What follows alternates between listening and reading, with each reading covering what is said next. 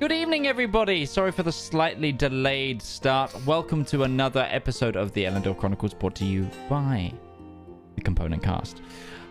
We're back with yet another week, and before we get on, we have a few things to cover tonight, as always. As you may have known, we had a couple of announcements that we had in the last couple of times. We have been sharing some more information on our wonderful Patreon about some of those announcements.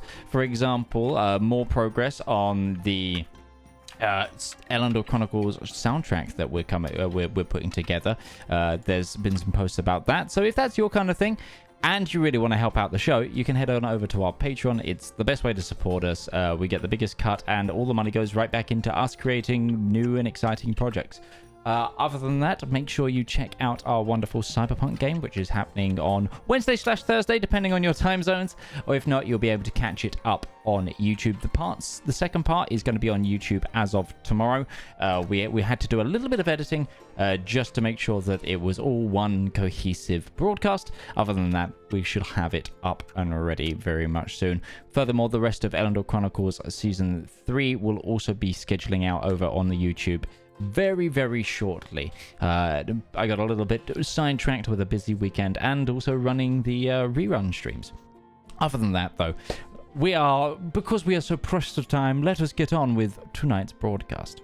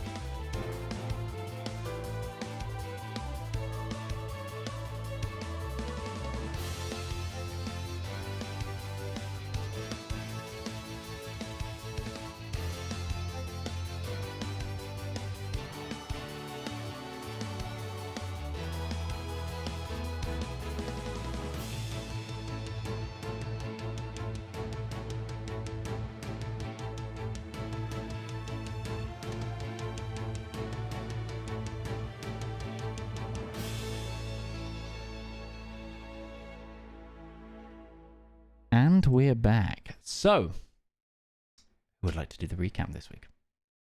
I guess I'll be jumping in, doing a very simplified version. Go for it.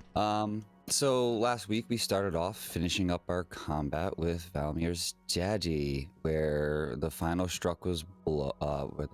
blow was struck, and Valmir was drawn into this extra dimensional space to have a one-on-one duke out with daddy, where he victorious. We then grabbed the rest of the prisoners that were there, as many of them as we could, brought them back to Aureus's chamber.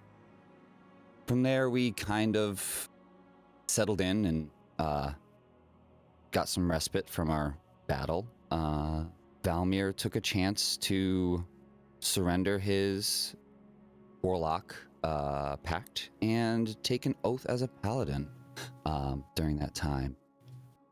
Then we all sat and deliberated about where our next actions would bring us. I think we finally settled that we were going to head over to Benumdum to drop off our professors, and then our final destination for this leg of the journey was going to be the Triumvirate of what was it called? The Vestilian Theocracy?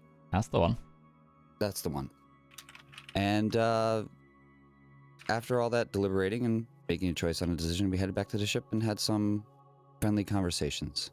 There is one final thing that you received last time, which is rather important. You now have in your possession a Seal of Elendor, which Aureus encased in a protective chamber, and that you are now transporting. But it's quite a devious artifact and one of the less positive ones in the set, and if anyone touches it, they die. So you've been very careful about it. I believe there was some decision making to do about said seal that Valmir's soul was briefly trapped inside of. So, yeah. Either way. Shroud. The shroud, indeed. But also, I talked to Mommy. You did? You did talk to Brella? Yes. Yep. We came back to the ship and people had some nice, pleasant conversations. Ghibli and James, or sorry, not Ghibli and James, Zaraz and James had a nice, lovely conversation. But yes. Oh, I was about to say he got inspiration, but apparently kind of Otter is no longer in the building. He was so inspired, he just ascended. Valmy knows how that feels. But yes, when he returns, he can have a point of inspiration. Other than that, adventurers, you are in transit. I know there was a couple of other things that wanted to be happening, perhaps. So is there anything else you want to do, or you want to just pass the time as you head towards Benunda?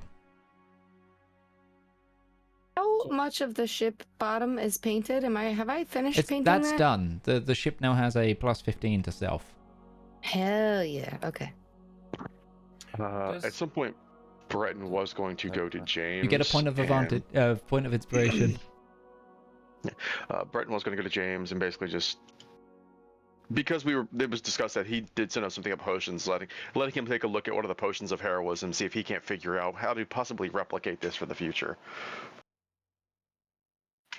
Yeah, let me. So I was going to go talk to Breton. Oh, sorry.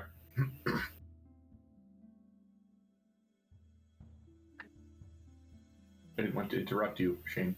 No. I said I'm just opening up fantasy grounds just in case Midge wanted me to roll anything for what Lake was asking. Okay.